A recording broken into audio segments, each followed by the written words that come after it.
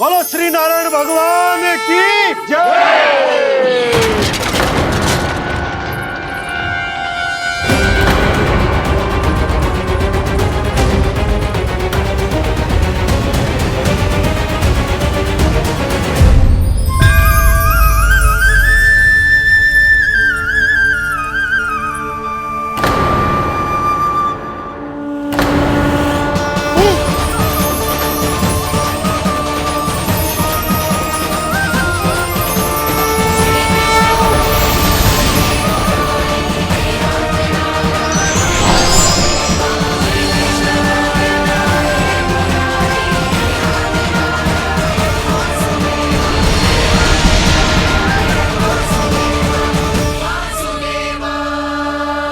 प्रभु,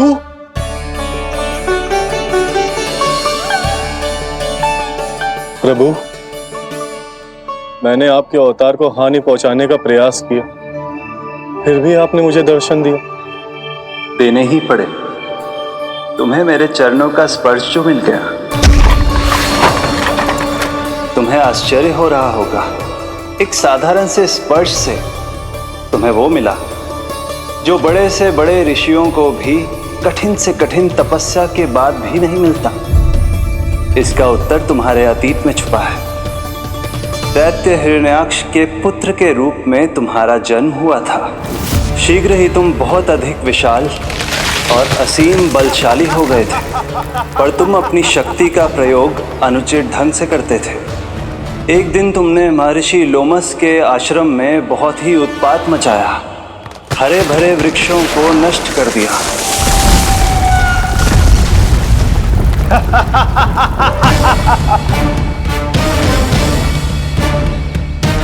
देख क्या रहे हो ऋषिवर? ये विशाल वृक्ष भी मेरे इस विराट तन के आगे कुछ भी नहीं है। जिसे स्वयं अर्जित तक नहीं किया, उस तन पर इतना अभिमान। तो सुन ले, जिनसे तेरा तन बना है, उन्हीं पंच तत्वों में इसी क्षण ये विलीन हो जाएगा। ये मेरा श्राप है तुझे, मेरा श्राप है तुझे।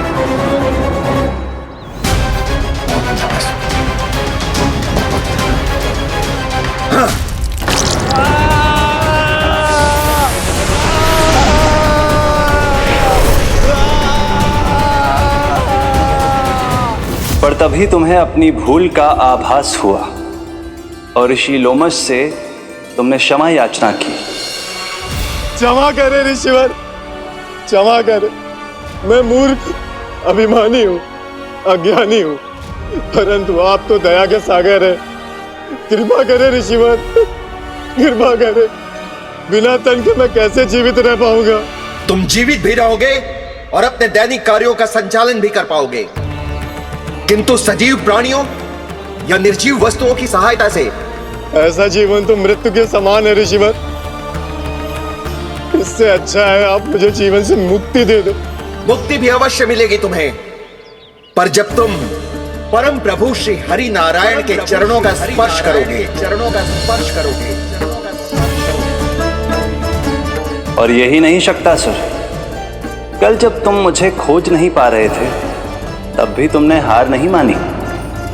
7 प्रहर तक 7 बार मेरी और मेरे गोकुल की परिक्रमा की। इस क्रम में तुमने अनजाने में ही अपना पश्चाताप पूरा किया और पुण्य अर्जित कर लिया। इसलिए मैं तुम्हें मोक्ष प्रदान करता हूं। इसलिए मैं तुम्हें मोक्ष प्रदान करता हूं।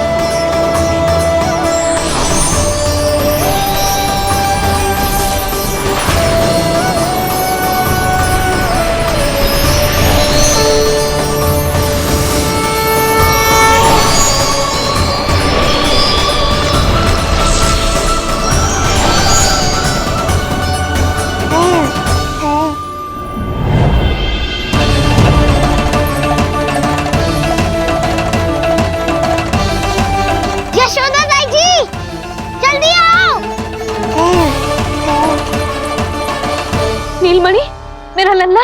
लल्ला, तुझे कुछ हुआ तो ना है ना? तुम ठीक तो है ना? मेरा नीलमणि, मेरा प्यारा बच्चा।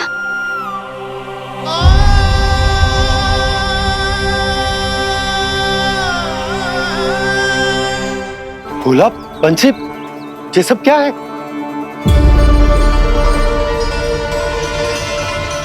उज्जवल, ये किसने करो है? और देख, कहानी मत सुनाइयो। उज्जवल पुत्र, कैसे हुआ ये सब? किसने किया? और किसने? महाबली नीलमणि ने, बड़ी ताई जी।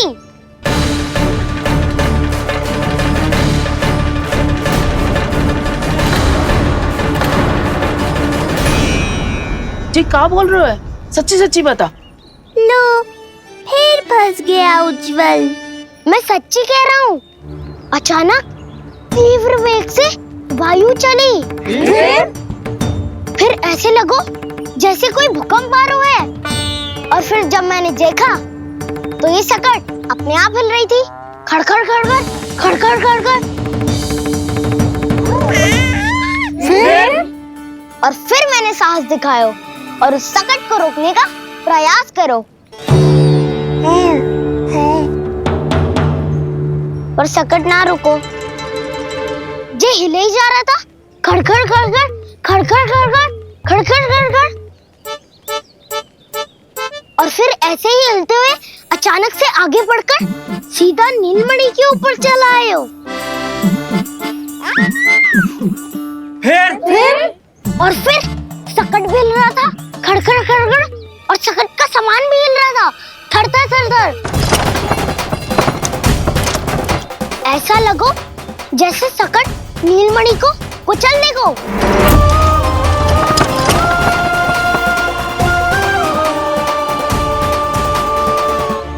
पर तभी जे जाग गए हो। इसने खींचकर अपने पांव का प्रहार करो और जीत गया सकट आकाश पे।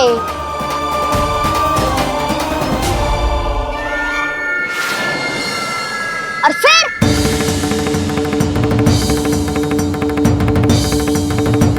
धड़ाम, सब भूमि पे गिरकर चकनाचूर।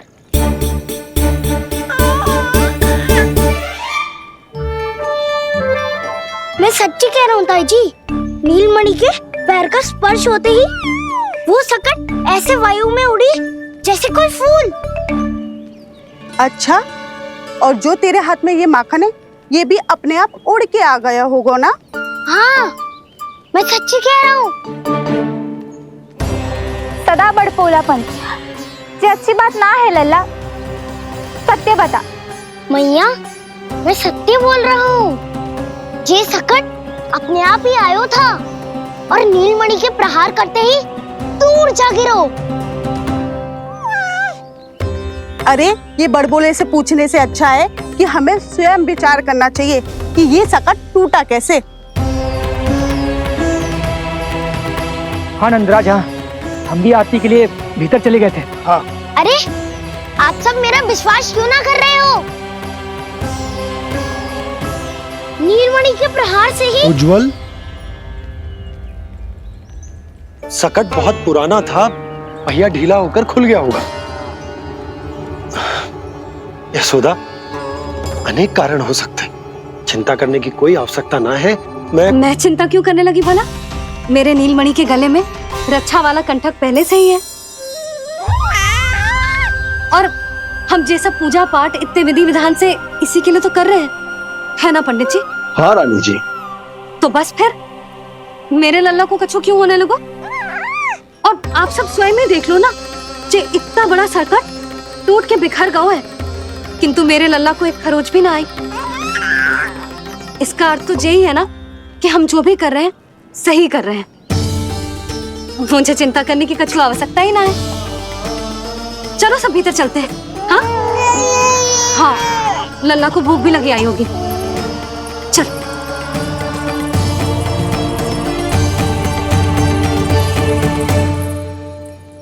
नंदराज जी, अब हमें भी आज्ञा दीजिए। प्रणाम पंडित जी।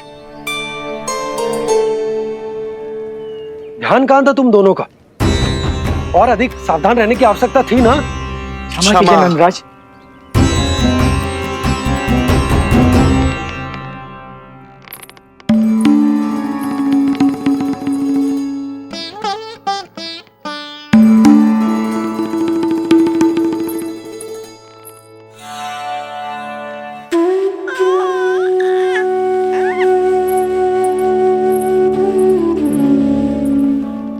यशोदा, क्या हुआ? बोलो ना, क्या सोच रही हो? मुझे बहुत चिंता हो रही है जीजी। मेरे लल्ला के साथ कुछ ना कुछ दुर्घटना होती रहती है। अरे, अभी बाहर ही तुम सबको समझा रही थी, अब भीतर आते ही क्या हो गया तुम्हें? बाहर समझाने वाली मैं ना थी जीजी, वो तो गोकुल की रानी जसोदा थी। किंतु भीतर से मैं अपने नीलमणि की मैया हूँ, बस। और एक मैया को कितनी चिंता होती है, इसे आपसे अधिक कौन जान सकता है। बहुत बड़ा धक्का लगा है मैया को इस घटना से। अब तो ये मेरी रक्षा के लिए और भी अधिक चिंतित हो जाएंगी। यंत्र का कंठक, पूजा पाठ, इतने सारे प्रहरी, सुरक्षा के प्रबंध, यदि इतने सबके बाद भी मैं अपने लल्ला की रक्षा न कर पाई तो मुझसे अधिक अभागी कौन हो सकती है। मैं तुम्हारे मन की दशा समझती हूँ यशोदा। इसी चिंता के कारण ही तो मैंने आज तक अपने पुत्र को छुपा कर रखा है। मैं जानती हूँ जीजी, मैं समझती हूँ। मैंने तो नीलमणि के लिए इतने सारे संस्कार भी करो हैं, पूजा पाठ की है, किंतु मैंने तो आज तक अपने पुत्र का एक भी संस्कार नहीं किया है। आंसू पोंछ लीजिए बड़ी माँ, शीघ्र ही सब कुछ ठीक हो जाएगा। जब मैंने उसे जन्म दिया, उसके बाद से आज तक न उसे घर के बाहर लाई हूँ, न कोई संस्कार किया है। मैं तो उसका नामकरण भी नहीं करवा पाई हूँ यशोदा। उसके जन्म के समय स्वामी ने यह संदेश भिजवाया था कि उस कंस को हमारे पुत्र के बारे में तनिक भी भनक नहीं पड़नी चाहिए। तब से आज तक भय के छाव में जीती आई हूँ कि वो कंस कहीं हमारे पुत्र को भी ना मार दे, जैसे देवकी के सारे संतानों को मार दिया है। ये आशंका कभी सत्य नहीं होगी बड़ी माँ, मैं हूँ ना। माँ अपनी संतान के मन की बात बिना कहे ही समझ जाती है। आप भी समझ जाओ ना मैया।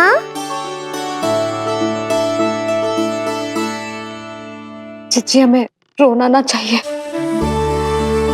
हमें देख के लल्ला भी रो रहा है। मैया, आपकी सहायता की आवश्यकता है मुझे।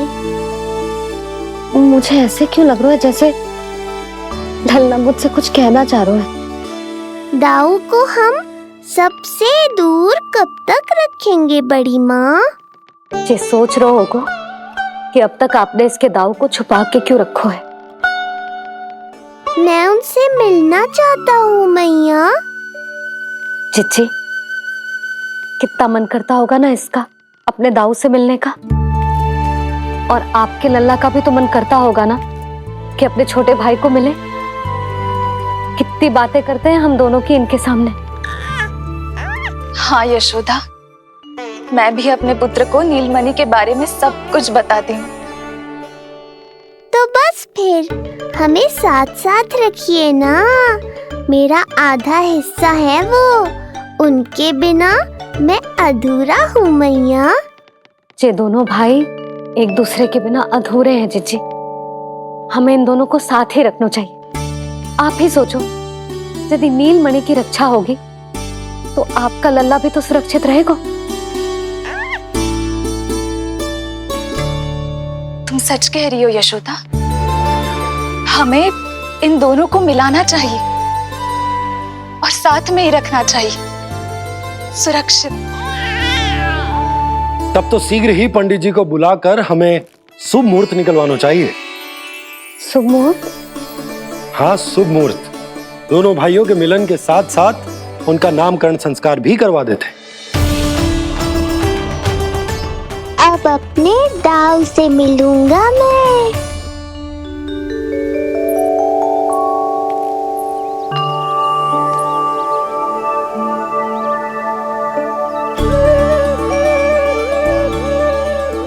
ऋषिवर के दिव्य आभा के कारण ये वातावरण कितना शुद्ध, कितना पवित्र लग रहा है ना।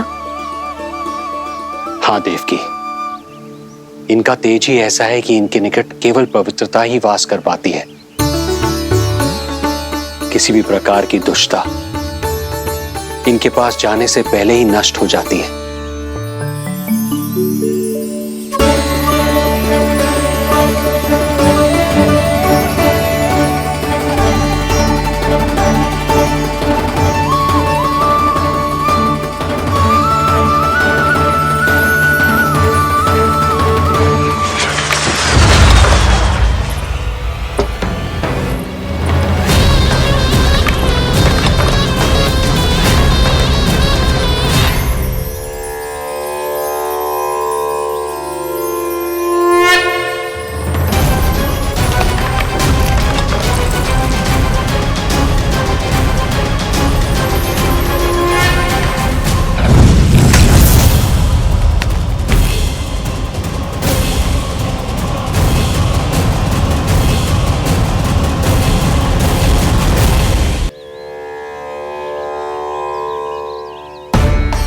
इनका तेज ही ऐसा है कि इनके निकट केवल पवित्रता ही वास कर पाती है।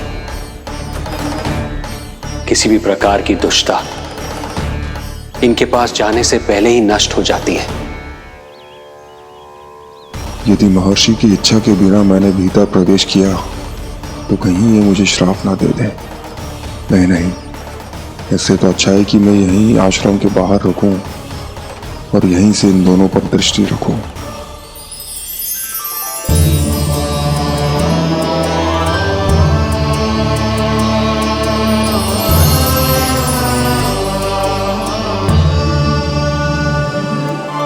आपके आने का आभास हो गया था राजन। गुरुदेव, जो संतानें हमने खो दी है उनका श्राद्ध करवाने की विनती लेकर हम आपके पास आए हैं। आपका आना व्यर्थ नहीं जाएगा राजन, परंतु मुझे आभास हो रहा है श्राद्ध कर्म इस भेंट का एकमात्र कारण नहीं है।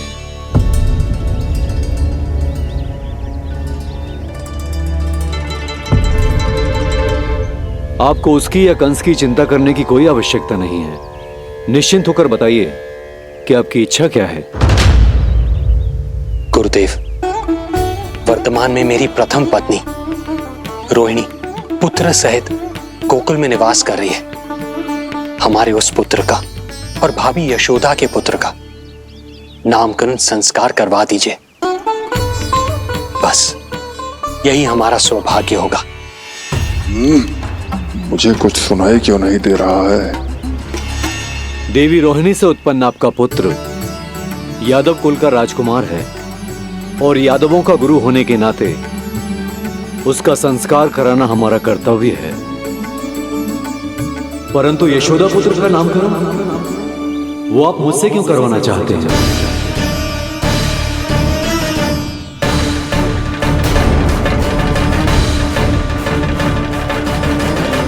गुरुदेव,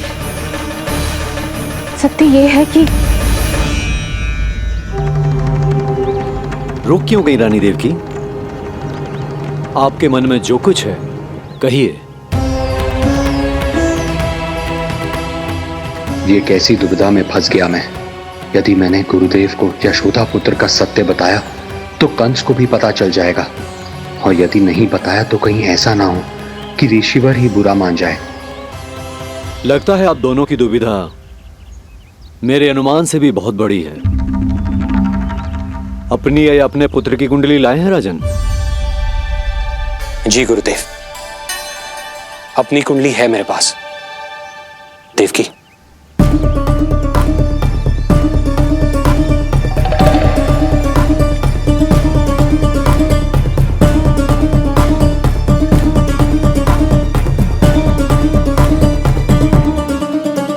जो रहस्य आप नहीं बता पा रहे हैं राजन, वो ये कुंडली बताएगी।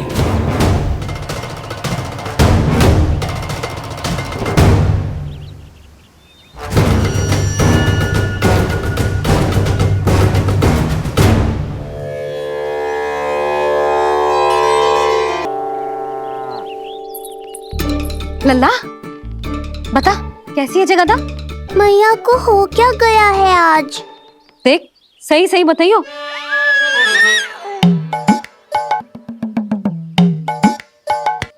अच्छी है ना? पसंद आएगी ना उसे? हाँ? या फिर जे मोर पंख वाला मुकुट दे दूं? पहली बार मिल रहा है तू, उपहार तो देना चाहिए ना? पर बड़े तो वो है ना मैया, उपहार तो वो देंगे मुझे।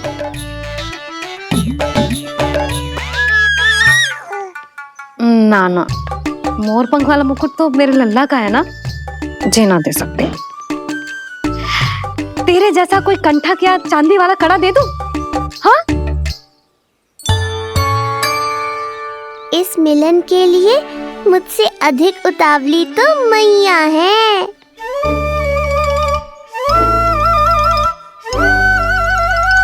अच्छा, जे उपहार छोड़,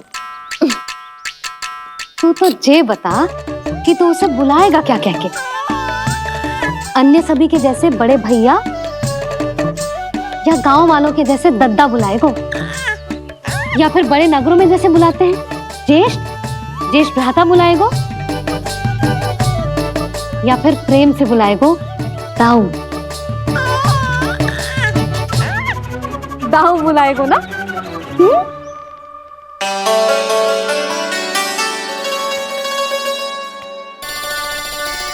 सुनो आपने, हमारे लल्ला ने निर्णय ले लियो, ये अपने भैया को दाऊ कहकर बुलाएगो।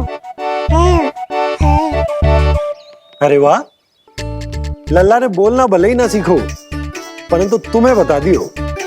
और नहीं तो क्या, लल्ला कुछ कहे ना कहे माँ तो समझ जाती है ना लल्ला?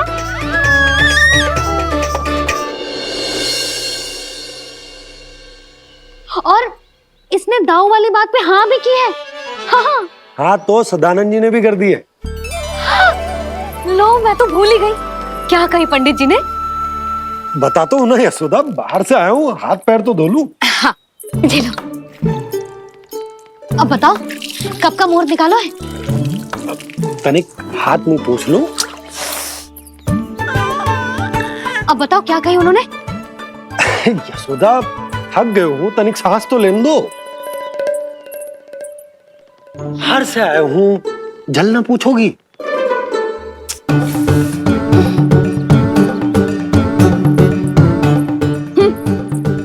अब बता दो जी।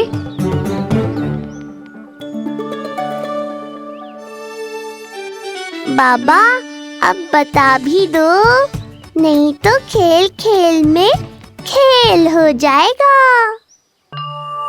हाँ, बताओ।